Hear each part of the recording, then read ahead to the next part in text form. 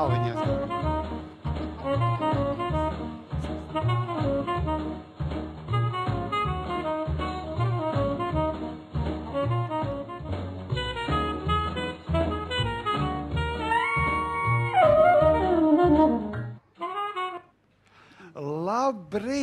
Labrīt jau kuro mēnesi pēc kārtas.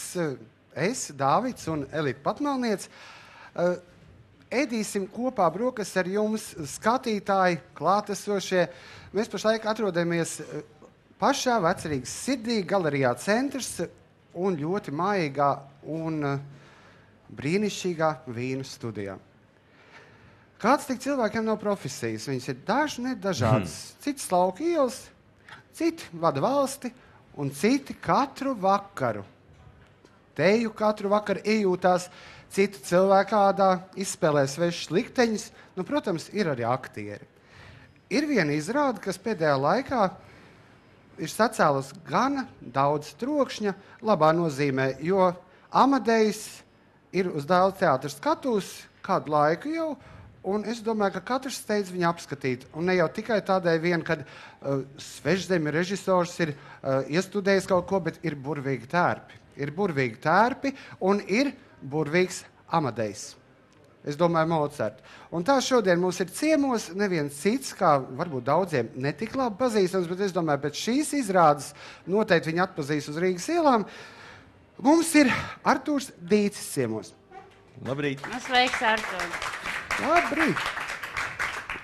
Par cik man bija tā laime redzēt to izrādi, un vispār viņi man ļoti saviļņoja, un tagad mēs tāpēc ar tevi aicinājām šo sarunu, lai vienkārši parunātu par to, nu, teiksim, kā tu esi tā kā, vai tu šodien runās tā kā Mocarts vai tā kā Artūrs, kā tu izvēlies?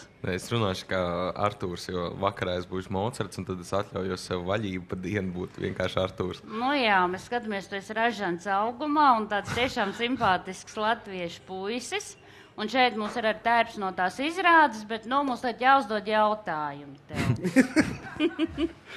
Tā. Un kā vispār ir tev, nu, kad tu tēlo šo Mocartu, un kā tev ir sadzīvot, teiksim, ar to tēlu, kas tu esi skatos, un ar to, kas tu esi dzīvē? Kā tev bija iejusties šajā lomā? Nu, iejusties bija tā pamazām. Pirmais izlasot par Mocartu, jā, tieši maziņš bāls, tāds slimīgi paskat vīrietis, bet savukārt režisors teica, ne, par to tu neuztraucies, viss kārtībā, jo viņa konceptā tieši likās, ka Mocartam vajadzētu būt, jā, kaut kam tādam, nu, galvenais ir pretstats Salieri, un viņš manī laikam ieraudzīja vislielāko pretstatu Salieri, un tādēļ... Nē, bet Mocarts, domāju, vispār tā kā tā dzīvē, viņš radīs tos skaņdarbus, viņš ir sprigants un tāds, nu, tā kā bija tā izrādē un labi smējās, bet tas bija pilnīgi pieder pie tās lietas, nu, tā lomā. Bet klausies par tērpiem runājot, nu, Ilze Vītoliņa, protams, ir ģeniāls cilvēks, un viņas tērpi padara šo izrādi noteikti arī krāšņi. Kāda ir sajūta, nu, kad savā laikā vienā no mēdījiem bija tāds sauklis, ka es vakarā pārģērbos pa vēlu un tagad netiek no maskas vaļā? Kā ir ar šiem te tērpiem? Viņi tev palīdz vai viņi tev palīdz noskaņoties? Cik daudz liela nozīme ir tērpam izrādē? Tērpam ir nozīme principā liela, bet nu, šajā gadījumā bija tas, ka tērpi ir 7. Un pirmajā momentā vienkārši mēģinājuma procesā likās neiespējami, nav iespējams. Tur ir mirklīši mazi, kuros pārģērties, un tev jau atpakaļ jābūt uz skatuves. Vienkārši, nu, liekas, nu, tas nav iespējams, tur nevar pārģērties. Kaut kas līdzīgs, jā. Un tev jādomā principā būt par to, ko tu darīsi uz skatuves, un kas tu esi, un kas tev ir jādara. Bet tajā brīdī tu vienkārši noskrien, un tu panikā vienkārši grāb drēbes, met virsū kaut ko rauj, un pirmajos mēģinājumos vienkārši tu tāds puspliks gandrīz uzskrien jau virsū un aiziet dari kaut ko. Nu, bet tas tieši, es domāju, tas tieši, nu, kā reize. Jā, bet tieši vai tas tērps tev palīdz, jo tu esi spēlējis arī pēc Jaunsudrabiņa Aijā, un kāda ir tā pieredze tev lielajā teātrī? Tieši cik daudz tērps tev palīdz, vai ne? Es saku, tērps palīdz arī Amadejā, principā. Tagad jau, kad tas pirmais posms ir pagājis, un kad jau saprot, ko darīt, un visu paspēj, tad tērps tev noteikti palīdz, jo, nu, tu uzvelc kaut ko... Kas viņš būtu parasti, teiksim, Mocarts bez šīs te galvas rodas? Nē, nu, viņš būtu... Tas ļoti svarīgi, tāda frizūra Mocartam tā laika. Nu, kā Ilze teica, ka viņi arī bija tieši tie silueti un tās... Nu, kā ārēji tāds siluets un vienkārši superīgs tās cepures, ko Laila ir taisījis vispār. Un tā ideja šits, domāju, ir kolosāls tērps. Nu jā, ir vēl, tātad saka, ir 7 pavisam, man pašam, ja kāds redzējis izrādi, man mīļākais ir tāds zaļš, ļoti zaļš, kā režisors teica, green frog, very good. Zaļi vārdi ļoti labi, jā. Man šeit tevis labāk patīk. Labāk patīk, bet cik daudz tev ir bijis arī tērpi, kas tev nav patikuši un traucējuši strādāt? Tagad jāpadomā, ka būtībā īsti jau nav tā, jo tev sākotnēji, pieņemsim, mēģinājuma procesā pārsvarā jau arī, ir jau kaut kāda teikšana aktierim, nav jau tā, ka tev iedod vienalga ko un tagad pasaka, ja tu pilnīgi saka, ka tu kaut kā tādā, nevar un tad tev nāks pretī, ja nav vienkārši, nezinu, bet principā nāk pretī, ja tu saki, ka šito vairs arī tāpat, Amadejā man bija iespēja izvēlēties apmēram secību, kostīmu, kā man liekas, ko es gribētu tagad, ko es gribētu tad, kādu parūku es gribētu tad, kādu tad, un tad arī, ir tā paša iespēja izvēlēties, kā tu labāk jūties, kā tev, kā tu esi mēs taisījām, Dāvid, tu esi taisījis izrādēt tēvu. Es tagad, tāpēc es sasmējos, jo es taisinu, es ar Dailes teātru arī strādājis, un es neteikšu, kura aktrise tautā ļoti iemīļot.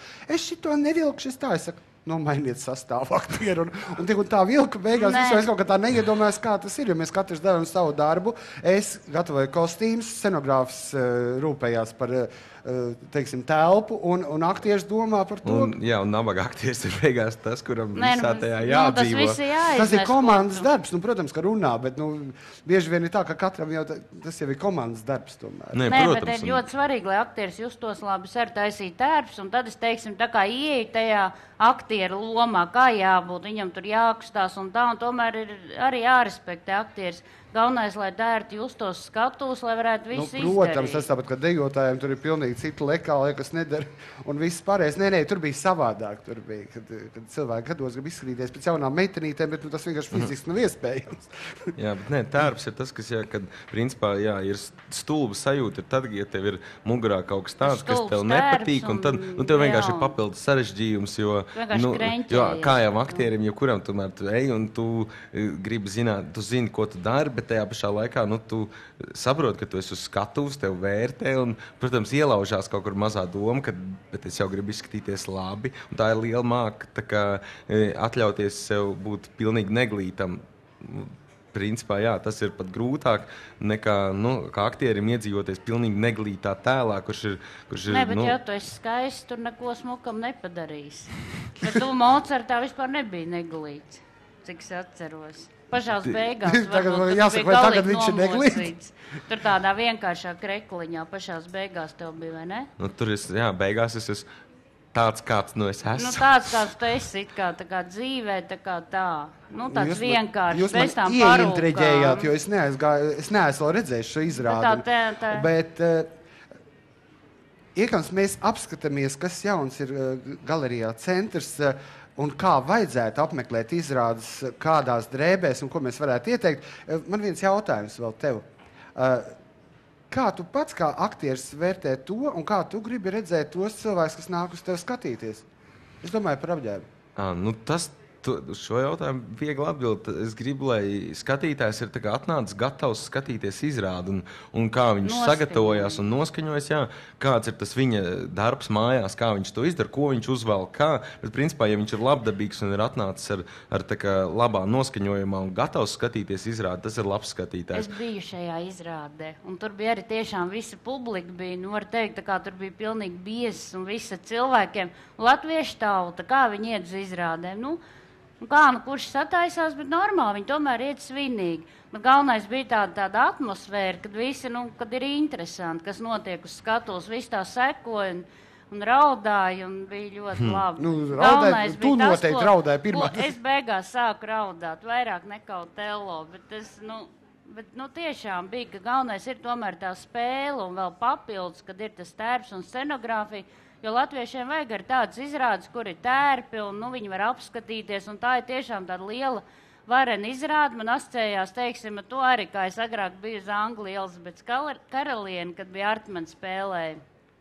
Un arī tomēr kaut kur bija tāda ar sajūta, tā ir tāda, grāmata Es tavā izrāde. vietā neteiktu par tik senām izrādēm, kad viņas es redzēju. Bet, tas bija arī. Uz pirkstiem var saskatīt cilvēks, kur vēl ir dzīvi. Varens un, tāds. Jā, man liekas, viņi vizuāli ļoti tādu baudām izrāda, tīri vizuāli. Cilvēki un, bija protams, laimīgi, saturs vēl un arī papildus. viņi tā uztvēra visu, tie skatītāji. Elītiņi, tu esi lietpratēji. Tad labāk izstāst, ko šovakar, cik es sapratu, tu Amadeja arī šovakar spēlēs un vilks mugurā šo burvīgo tērpu. Elīta, pastāst, ko mēs ieteiktu jums, cilvēki, kas ēd modas brokastis kopā ar Elītu un Dāvadu. Jā, ko jūs varētu iegādāties šeit un uzvilkt varat mugurā šovakar uz Amadeju? Tā, ko mēs varētu šovakar izvēlēties? Šajā sezonā mēs, aizvakar gājām uz šo galeriju centru un atlasījām tērpus. Mums iekrita prātā veikals Teistmu Latvija. Kā viņš saucās pareizi? Atkal man sajūta. Teist Latvija. Man likās un šeit apskaties, šeit, piemēram, ir tērps, tāda kleita. Un to radīs latviešu dizainers, un es domāju, viņi ļoti piemērot tā kā teātrim. Dāvids atlasīs šo tērpu no Montona. Kā lai es griežos pareizi? Pagriezies, gan jau cilvēku redzēs. Šeit ir ļoti tāda forša, tāda stilīga žakete. Mēs tieši par to runājam, ka obligāti nevajag iet tur tādā uzvalkā uz teātru un tā, bet varbūt brīvi šeit moderns bikses žakete un tāds krēkls, tā kā, piemēram, Arturs varētu iet ar uz izrādi tādā stilā. Nevis tāds pielaizīts ar šlipsi, nav obligāti jāiet. Un nevajag obligāti saskaņot. Un tad mums ir princeša galvas rotas arī no veikala. Un tad ļoti Tas ir no aksesorijas, man liekas. Aksesorijas, jā. Un šeit ļoti jauki Ivo Nikolo kleita. Elīte gribēja to kleitu īstenībā sev. Beigās jā, man Dāvids ieteica, lai es valkot šito kleitu, tikai man viņa diemžēl nederēja. Bet ļoti interesants, tāds griezums un ļoti mēs vēl viņš šķetināja vaļā, skatījāmies, kā viņš šūta tiešām. Un šeit mēs atradām arī kolosālas biksītes, tās ir no veikala Kubus. Šīs te biksītes, piemēram, ir gan sasaucās ar Mocarta tēmu, gan meitenes varētu vilkt tādas reitūžu vietā. Varbūt vīrieši arī, bet labāk ne, tās sievietēm. Tas ir pa Mocarta. Un no Petro Filipi, pareizi, būtu izrunāti kaklasaits, mēs atlasījām, kas varētu piestāvēt pie viss tā, kas mums ir te uz galda stāv. Kādam vīrietim, teiksim, viņš velk vienkārši uzvalku, bet varbūt viņam, tad, ja viņš iet uz teātri, varētu uzvilkt šo kaklasaiti. Jo daudz cilvēku jau, protams, uzvalku nepērk katru sezonu. Un ja mēs runājam par parastiem cilvēkiem, tad varētu nomainīt tikai sezonu kaklasaiti. Somiņi arī, kas ir tomēr svinīgi. Somiņi ir vienkārši ģeniāli. Uz teātri. Un pēc vaču pulksteņiem tu izstāstīji kaut ko, ka pulksteņus arī var likt kā aksesuārs. Un šeit ir ļoti arī laba kleita no Teist Latvija, ja mēs tā domājam par latviešu motīviem vispār kā tādiem. Šeit ir apdrukāta arī kleita no firmas, tā kā Sniegbaltīte. Tas ir latviešu izstrādājums, un ar viņu var iet gan uz teātri, gan uz dziesmu svētkiem. Un arī apavi mums ir tādi ļoti skaisti šie te vīrieši no veikala Nero. Tie ir tā kā Mocarta, tā kā Dāvida, un vispār ļoti labi. Viņi ir pa tēmu. Un vēl ir no Nero arī šīs burvīgās kurpes, kas ir tā kā varētu iet ar uz karaļu kāzām šīm kurpēm. Tur bija visām dāmām tādas bēšīgas kurpes un tāds tā kā platforma, kas tā aiziet. Bet šeit tā kā ir Latvija, šeit ir pārvilts ar melnām mežģīnītēm. Tās jau var tās visu mūžu garumā var nēsāt arī. Un šis te tērps, ko es atlasīju tā kā Artūram, arī domājot par viņu, tas ir tāds, kas arī ir Teist. Kā saucās tas veikals? Latvija. 3 un 4 lati. Un principā ļoti burvīgs. Īstenībā ļoti glīts, tiešām glīts. Tērps, jā. Un es kaut ko tādu arī atlasīju un izrādās, ka Artūrs ir arī pats iecienījis šādu veidu apģērbus. Šis somiņas klasiskās. Tas varbūt tiešām cilvēkam tādām dāmiņām. Dāmiņām. Es domāju, ka kundze tev gados tādu somiņu noderētu. Sēdies, paldies. Lieliski prezentācija. Es ar tevi lepojos. Tagad ķersimies klāt atkal. Es domāju, nevar laist garām tādu izdevību, jo tu reiz esi pametis teātru un atskrējis rīt agrumā paēst brokastis kopā ar mums. Tad jāpaprasa. Piemēram, man interesē, kā tu pats ģērbies. Tev šodien ir ļoti īpašs krēkls mugurā. Viņš varbūt tā ir ģērbies. Jā, pastāst, kur tu viņu dabūji, kā tu vispār ģērbies, un kur tādu kreklu var atrast? Tādu kreklu man uzdāvināja draudzene. Nu, kur viņa atradis. Bet vispār mēs runāt, es domāju, viņš atnāks parastā kreklā, bet šis krekls jau ir stilīgs. Pilnīgi. Jā, un tā, bet es ģērbjos, man, principā, es dzīvoju pavisam tuvu teātrim. Un lielākā dienas daļa paiet teātrī, un principā tīri teorētiski varētu iet pidžamā, jo tu aizēji uz teātri, tu esi visu dienu tur, vakarā tu ej mājās, nu, un tad tev tā liekas, kāpēc ģērbties tagad, lai aiziet to mazo gabaliņu, nu, nav nekāda jēga. Bet, principā, man patīk, nu, ērti, tajā pašā laikā, nu, tā kā, it kā es saku, vīrišķīgi, nu, tas ir tā kā, un tajā krāsu izvēlējies, es tāds diezgan... Man īstenībā, principā, arī tagad man patīk balts, melns, un tad vēl dažreiz es sarkanu velku virsū.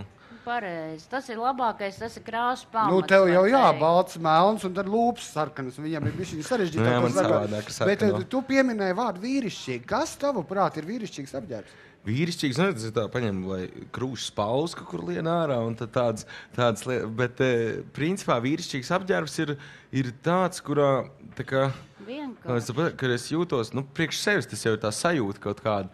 Un es vīrišķīgi jūtos tad, jā, kad es esmu tā kā brīvi, un tajā pašā laikā it kā, nu, tā kā varētu teikt, solīdi, bet tajā pašā laikā nekārtīgi. Nu, tā, kad it kā tas krekls, kurš ir tā kā, it kā solīds, bet saburzīts. Vai arī biks bieži vien man arī ir saburzīts, jo es īsti, nu, ar gludināšanu man ir tā, kā ir. Bet es tā kā nejūtos slikti, ja es izēju ārā saburzītās drēbēs. Tā nav modē gludināt. Nav īsti, jo es pats sev, es kaut kad tā kā jokojoties sauc, ka mans stils vienkārši ir saburzītais vīrietis, tāds, kur, nu, tā kā liekas, nu, ka tāpēc tas ir domāts, ka sievietes ierauga, un tad viņām liekas, ka man būtu forši vēl vairāk saņurcīt. Tas ir otrā domāt. Nabadzeņš jāparūpējās, vajag savāt uz mājām, viņam drēbītas izgludināt, parūpēties par tevi. Bet tu vispār ilgi domāji, kāpēc tu izēji ārā no mājas, un domāji ilgi, ko tu vilks mugrā? O, nē, tas man ir diezgan ātri. Tā kā es principā ātri arī vakarā ejot izklaidēties, nu, nezinu, man ir 15 minūtes jau. Principā es pirms tam jau iedomājos, ko es varētu, es uzraušu to. Bet, ja tev ir ja tev labas drēbes, tad tev nav arī ilgi jādomā. Vienkārši tev ir, un tad tu, nu, kā tu jūties, to ir uzvelts. Piemēram, šo jauko kreklu. Tiešām stilīgs. Tev patīk iepirkties?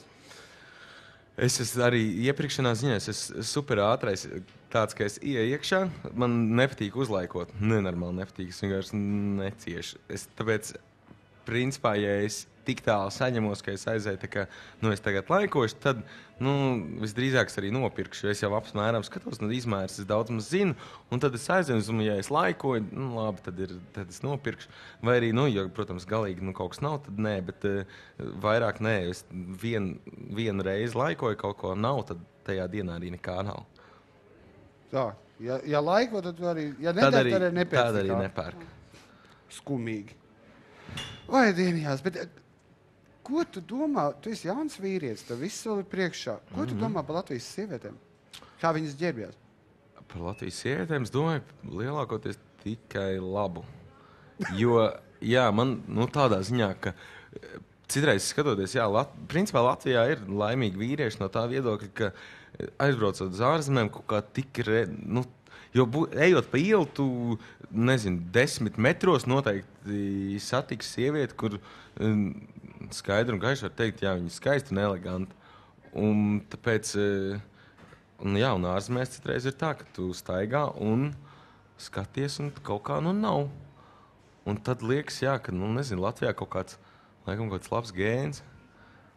Jo ir ļoti daudz skaistas sievietes, un tagad arī te jau vesels savācies pūlis.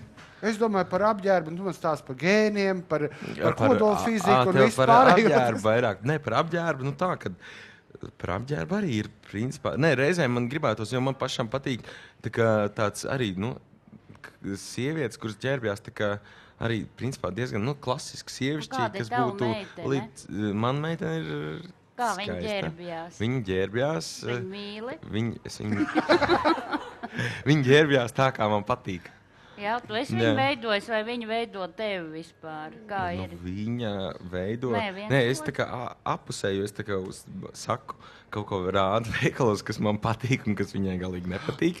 Un tajā pašā laikā viņa man šad tad kaut ko tā kā piespēlē šādu jauku kreklu, kur tā kā, un tad uzvalk un saka, jā, man patīk. Jā, bet ir viena lieta, kas tev nepatīk tavas draudzenes garderobē. Noteikti ir viena lieta, pasaka, lūdzu.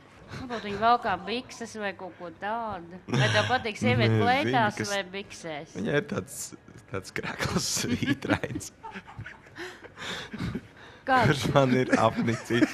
Svītrains krekls? Jā. Kāds? Tāds... Viņai viņš ir mīļš noteikti. Viņš ir vienkārši pārāk daudz lietots. Tā, skaidrs. Vispār saka, jāmainoties sieviete it kā 40 dienās reizi, vai jānomaina kaut kas. Krekls jānomaina reizi 40 ne jau dienās. krekls, bet pašai, teiksim, tādas lietas, kaut kas jānomaina sevī radikāli. Vai frizūra, vai nagi vai kaut kas tāds, lai vīrietim neapniktu. Vai nagi paši no sevs nemainās jau 40 dienās, es domāju, ka... Nē, bet var to piedomāt, kaut kā nomainīt stilu, cik tas ir iespējams. Kaut gan citreiz reizēm tāds krasas stila maiņas var arī būt tāds pārsteigums, ko tu tā kā agrā rīta stundā pieņemsim, neesi spējīgs viņi tev sadēr likarokas somiņu, tas ir tā kā pēc smagām kādām spaģirām, ja, ka tu pamilsties un saprot, ka pārsteigums pārāk. Nē, bet tas ir kaut kāds trieciens, un tas ir labi. Elitam, es domāju, ka pienācis laiks arī kādam no mūsu viesiem, bet klātesošai, kas brokastos šeit Vīnu studijā, ar mums uzdot kādu jautājumu. Tā, man ir, kas uzdos jautājumu. Tev ir? Nē, es šeit redzu mūsu viesu vidu. Mums ir mūsu mazais Latvijas Mocartiņš, kurš ir tiešām tāds maza auguma, bet viņš ļoti labi spēlē violi. Un tā kā mums šī luga ir par Mocartu, un tā tad tas būs Dzinters Beitāns. Lūdzu, uzdod no savas pieredzes jautājumu. Labrīt, ļoti patīkam atrasties šeit. Mans jautājums būs pavisam vienkāršs un ļoti cilvēcīgs. Iestudējot un atveidojot Mocarta lomu, jūs noteikti esat iedziļinājies arī no vēsturiskā aspekta, un tomēr Salieri bija arī cienījams cilvēks sabiedrībā atšķirībā no Mocarta. Kurš tomēr bija tāds diezgan viegprātīgs. Jā, kaut kādas līdzības varbūt var savilkt kopā. Un jautājums ir sekojuši, kādu dzīvi jūs labprāt izdzīvotu, ja jūs dzīvot reālajā dzīvē, tanī laikā, vai Salieri dzīvi vai Mocartu? Kurā jūs justos laimīgs? Mocarta dzīve bija tāda ļoti īsta, tāpēc būtu baigi stulbi izvēlēties tā kā viņa dzīvi. Pārāk īsti gribētos bišķiņ garāku. Savukārt, Salieri beigas arī negribētos. Mocīt. Tādēļ es pats saliktu viņus abas divas tā kā kopā, bišķi sajaukt, un tad es tā kā pa vidam, tā vajadzētu, jo būtu parasti tāds ieredzēts cilvēks, bet tomēr... Jūs domājat no tā dzīves garuma, bet es domāju no tās dzīves piepildījumu un tā... Nē, es tieši par to arī saku, tāpēc es viņus jauktu kopā, ne jau dēļ garuma, bet dēļ tā, ka abos divos ir kaut kas tāds, kas ir pareizi, un ko tu nevar pateikt, ka viņi dzīvo nepareizi. Bet tajā pašā laikā abi divi nonāca līdz tā kā, draņķīgam galam.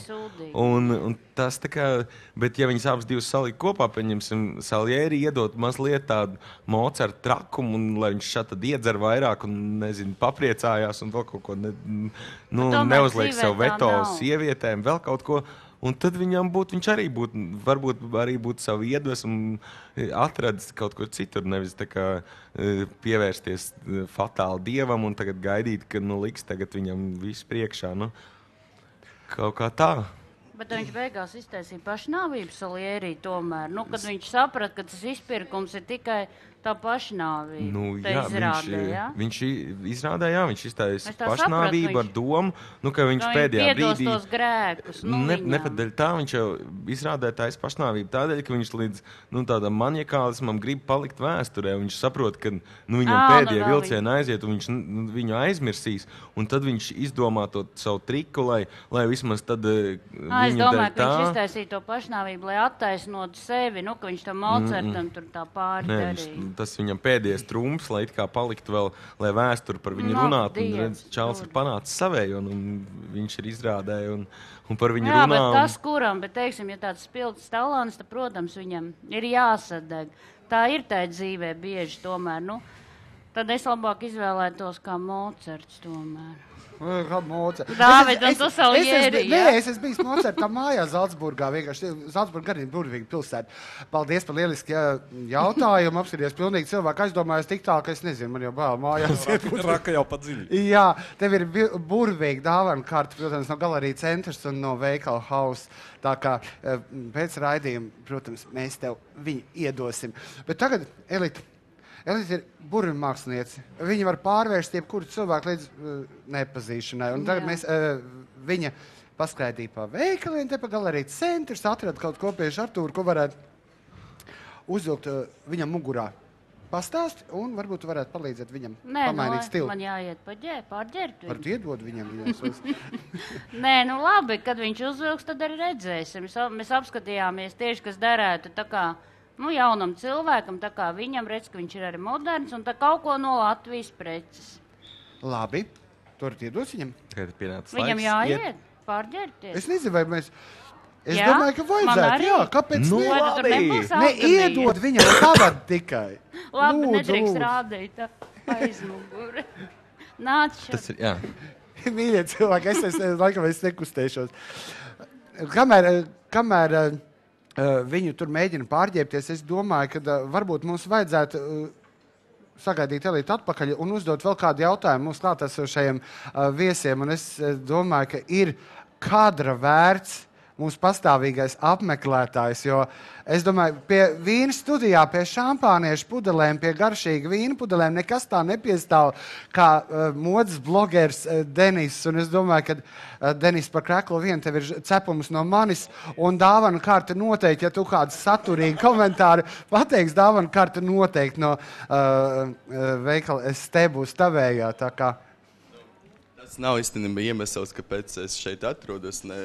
Taču es nācu ne pēc tiem dāvanas kartēm, bet es nācu savu labās atmosfēras dēļ, lai paklausītu dažādas gudras lietas par modi un apkārt citām lietām. Un labrīt, starp citu visiem. Jā, drīzāk jautājumu šoreiz es uzdošu. Kur dabūju tādu kreklu? Viņš ir vienkārši lielisks. Šitais krekls ir no latviešu dizainera vārdā Ārtis Štamguds. Viņš veidoja, tas ir īstenībā no nākamās sezonas, tas ir Rūdens ziema 2011-2012. Un viņš man teica, ka viņu iedvesmo vīriešu krūšu spalvas, un tas arī to atspoguļo. Tā kā šodien Arturs jau runāja par vīriešķību, kad var redzēt spalvas, tad tas ir jau vīriešķīgs. Es arī šodien esmu apģērbs ļoti vīriešķīgi. Jā, es arī esmu dizainers, tu man pat iedvesmoji. Es nākamo kreklu droši vien uz ziemas kolekciju drīzāk taisīt no īstām spalvām vīrieši. Jo daudziem vīriešiem viņi vienkārši nav. Jā, man arī nav, tāpēc es arī izvēlēju šitu kreklu. Burvīgi, bet varbūt tev ir jautājums kāds, vai tu pagaidīsi viesu atpakaļ? Man bija jautājums Artūram. Artūrs, tūlīt būs atpakaļ, cik es saprotu, Elīte ir paspējusi viņu jau pārģērt. Vai jūs esat pārģērbušies? Nākat atpakaļ. Savādāk Denis jau gaida, viņš grib Artūru. Uzdot jautājumu par krūšu spalvām. Jā, pēc tam es tev noprasīšu, kā tu jūties, bet labāk Denis uzpras.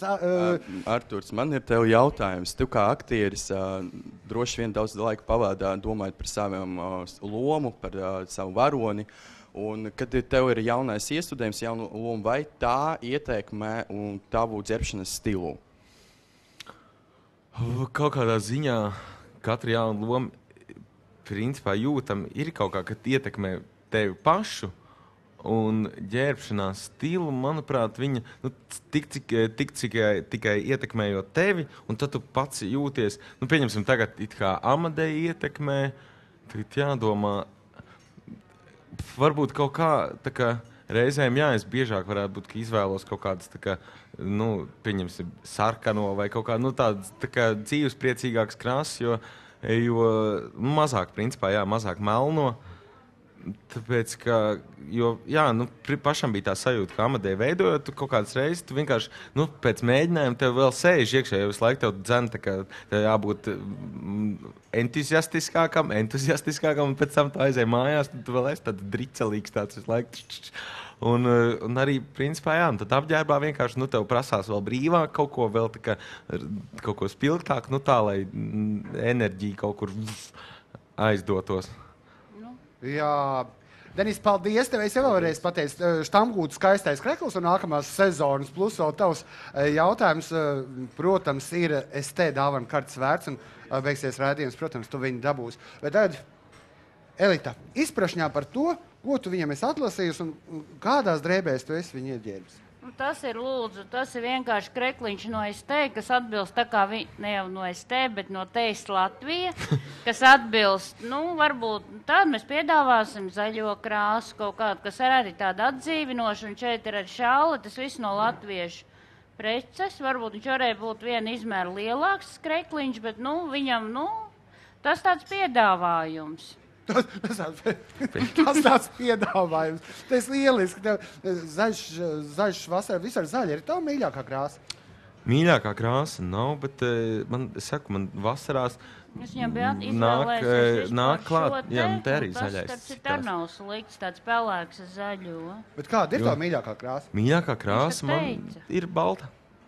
Balta krāsa. Balta, melna un sarkana. Bet riebis ziema. Jā, balta krāsa īstenībā ir jau tālāk uz austrumiem, jo savādāk jāiegūst. Sēru krāsa. Bet... Jā, tā bija. Es biju ārzemēs, piedodiet, tas nav pat te, bet es domāju, ka jūs, kamēr dzerat kafijas, jūs mazliet atjautrināšu. Braucam Taizemē un pretī brauc Gruzoviks un pilns ar baltā ģērbtiem cilvēkiem uz ārstu. Un es tā savā naivumā brauc pretī, es domāju, ak, Dievs, gadi kāzas un pat miroņas vēl līdzi, pēc tam tikai pielēc, kad vispār viss ir pilnīgi otrādi. Bet tu pats nopirci sev šādu krekliņu un tu valkāt, tas ir tavs stils vai nav? Man ir tieši tāds pats melns. Redzi, viņš ir ciena. Tieši tāds pats? Tieši tāds pats krekls, tikai melns. Arī no latviešu dizaineriem? Jā, bet tāpēc attiecīgi šāda krāsa. Man vienkārši man ir pirmais tas kaut kāds, es nezinu kāpēc, bet tā melnā, baltā krāsa, kas man ir neskādēļ tikai ļoti tuva. Un man pirmais būtu tā kā paķert to melnu, bet, tad šitāds, bet citreiz tu to krāsu kaut kā, ja tev viņi iegadās garderobē un tu viņu uzvelc un tu jūties ļoti labi, bet, lai pats izvēlētos kaut kā, tad ir pašam, es nezinu, jābūt kaut kādai, pieņemsim arī varbūt pēc mēģinājuma ir jāiet veikalā, lai tu izvēlētos kaut ko. Tu izvēlies melno un balto, lai tev nav jādomā. Tu zini, ka viņi tev derēs visiem dzīves gadījumiem. Un pašam arī, man liekas, kaut kā... Tas ir ērti vienkārši. Es nezinu, varbūt arī, protams, ir tā sajūta citreiz, ka tu izvēlies melnu, baltu, principā, ka tu gribi būt tā kā neitrāls, lai tev tā kā liek mierā. Un citreiz arī ir tā sajūta, ka vai pa ielu, vai kad, lai tev, tā kā viss, lai tev... Tu esi normāls cilvēks, var teikt. Kādas ir tev asociācijas, kad tu dzirdi vārdu mode? Mode, kādas man ir asociācijas? Asociācijas ir tādas, ka man uzreiz nāk asociācija mēle, tad man nāk tā kā modelis prātā, tad man nāk vēl, kas man nāk skaistums man nāk prātā, tāds vārds kā skaistums vienkārši, jo mode, jā, man, principā es cerēju pats, kad cerēju kaut kādas reizes, kad skaties televizoru un ka nekā nav, tad vienkārši var ieslēgt kaut kādu fashion TV un sēdēt un vienkārši skatīties, kā viss tur nāk pa to mēli. Tu pats neesi bijis modelis kādreiz? Nē, nav gadījies. Es uzdevu to jautājumu tikai tāpēc, kad tavā prātā, kā vīrietim, kā puikam, kā skolniekam, kad tu pirmoreiz aptvēri, kad apģērbam ir kaut kāda jēga, kad tu vispār sāk domāt par to, ka, apģērbs ir vairāk nekā tas, ka mamma tev uzvelk kaut ko mugurā, jo es zinu, ka es zeķbikses uz bērndāžu nevarēju vilkt, jo man drausmīgi viņas koda. Un tikai tāpēc es jau, kā ieraudzījis, jau sāk kliegt. Vienkārši es nezinu, kāpēc man visu laiku likās, ka man kož viņas. Kad tev apģērbs, kad tu sāk saprast, ka apģērbs ir kaut tas nav vienkārši, lai tev, kaut kas vairāk nekās. Principā noteikti, es īstenībā, man liekas, diezgan tā vēlu, ja tā... Tagad izrādē Mocerts noteikti saprast. Drusciņā ātrāk, bet būtībā, kad kaut kāds laiks bija, kad, nezinu, skolā ejot, es domāju, noteikti, bija diezgan tā, ka daudz maz vienalga, kad tur bija. Bet pēc tam jau, Nezinu, varbūt sākot mācīties mēģini atrast to aktieros. posmu, kad tev tas ienāca. Nē, tā kā mēs bijām, teiksim, kad bija tāds protests, ka bija jāģērbjās pa pankiem un viss visādi. Kādā laikā tu esi dzīvojis? Man tas garlaicīgais laika posms, ka īsti... Ka nekas nebija atmodot. Sāk mācīties jau tā kā brīvā Latvijā. Un tad tad nav kaut kā censties, nav pret ko protestēt. Pionieru kaklautiņi nedabūja neko tādu. Un tad arī... Es esmu tā audzis, kad īsti, pret ko protestēt nav. Kā tev mūzika patīk, piemēram, kādas grupas, teiksim? Tas arī norāda. Tas kā jautājums. Man atkal ir mūzika, ir tīrais tāds, man ir diezgan daudz playlists, bet man lielākā daļa ir no soundtrackiem, no tos filmu, iepatīkās soundtracks, novelk soundtrack un vienkārši klausies. Tāda brīvā mūzika, nav tāds konkrēts kaut kas. Un nepievērs uzmanību, kas par dziedātāju, tāpēc, ka, tas man kaut kā, es varbūt reizēm tas tā kā nav pareizi, bet tajā pašā laikā, es tā kā necenšos piebāzt pilnu galvu ar nosaukumiem, ka man tagad jāatcerās, jo, kāpēc, es īsti nezinu arguments, kāpēc man būtu jāatcerās. Kāds latviešu dziedātājs tev patīk? Latviešu dziedātājs. Latviešu dziedātājs. Vienīgais koncerts, uz ko es tā arī, un uz kuriem es tā kā eju, tā ir Prāta vētra. Tas, un jaunais albums, kas citiem varbūt nepatīk, bet jaunais albums, kas bija, tas man bija mīļākais albums ar Gustavo, un man viņš patīk tādu Prāta vētra, man likās burvīgi, ka viņi ir... Ar vārdu sakot, mums skaidrs, kas tu esi. Godīgs latviešu puisīts. Labi, klausās filmu mūziku, bet, Jā, vienīgi vēl pēdējais jautājums, Iekams, tu varbūt savus novēlējumus pateiksi mūsu šī rīta skatītājiem. Es skatos, ka man kaut kāda sajūta, ka tev ir totāls ambīcija trūkums. Kā cilvēks... Kā cilvēks kļūst par aktieri? Kas bija tas, kādēļ tu esi aktieris? Es aktieris esmu tāpēc, ka garlaicīgi palika.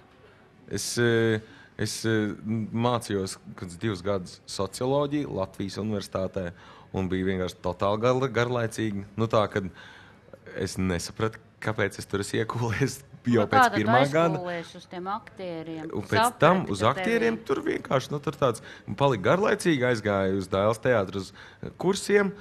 Gadu laikā sapratu, ka tas ir vismaz kaut kas interesantāk, es to varu izdarīt. Un ambīcijas principā man šādas tādas ir, bet ar tām jau nav tā kā jāgrūžās virsū, tāpēc... Nē, tas ir burvīgi, ja viņas tev ir, tas ir burvīgi, protams. Ko tu novēlētu latviešu skatītājam, publikai, tiem, kas tagad ēd brokastis kopā ar mums, tiem cilvēkiem, kas nāk uz Amadeju, uz Dailes teātri un skatās izrādi? Ko tu viņiem novēlētu? Es novēlētu, principā, augt kā teātris skatītājiem, ka, pieņemsim, neiegrimt kaut kādā tā kā, sabiedrības viedoklī, kā, pieņemsim, liela daļa vienkārši pasaka, Dailes teātris ir tā kā draņķis, es eju uz Jauno Rīgas teātri, bet ja tu neesi bijis uz Dailes teātris, piemēram, kad tu esi bijis uz pēdējo izrādi, ja nevar īsti pateikt, tad man liekas, ok, labi. Vienkārši, jo, principā, es cienu cilvēks, kurš man var pateikt argumentēt viedokli, kāpēc viņam viņš noskatījies izrādi, un ja viņš pasaka, tas ir sūds, tad pasaka, kāpēc tas ir sūds. Un, ja viņš to var pateikt, tad es, principā, cienu. Es cienu cilvēku, kuram ir viedoklis, un automātiski viņš uzreiz pelna man cieņu. Ja viņam nav viedoklis, tad, par ko tad runāt? Tā.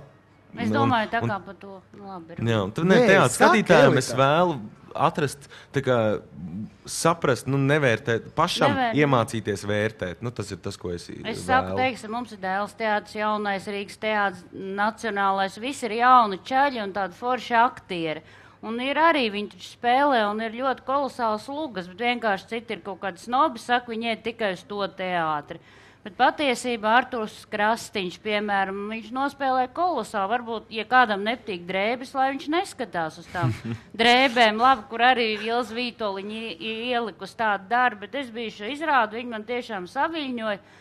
Var atmest visu lieku un skaties to stāstu, un viņš kā izspēlēja, jūs izspēlējāt visu kolektīvus, tas bija kolosāli, kāds notika. Un es domāju, ka visi mēs esam latvieši, un katrā teātrī aktieris nes to savu vēsti, viņš izspēlē, un tas viss ir brīnišķīgi, un ir jāiet un jādomā, un jāskatās. Domāju, visos teātros ir kolosālas lugas, Un aktieri, mūsu puiši un meitenes, un arī vecie, kas spēlē. Arī vecie. Jā, Labi. ai, Elita, tu pasaki, kā vienmēr tik trāpīgi, bet laiks ir nepielūdzams, un šīs sestdienas modes brokastis jau strauji tuvojās beigām, un burvīgā tirzniecības centra galerija centrs vārdā, protams, saku milzīgi paldies, ka tu vari atlicināt laiku un atnākt ciemos pie mums, pie šīs dienas brokastu viesiem tepat Vīnu studijā, un arī jūs pie saviem datoriem, guļamistabās, ēdumistabās, virtuvēs. Protams, teiksim, visi kopā paldies, un, protams, dāvankarte no Svač tev. Es ceru, ka tu kaut ko iegādāsies tieši sev, kas patīk tev. Sev, tev. Lai varētu pamosties uz teātri. Jā, lai tu varētu pamosties un nenogulēt mēģinājumus, un kur nu vēl pašas izrādes. Tā kā liels paldies tev. Paldies.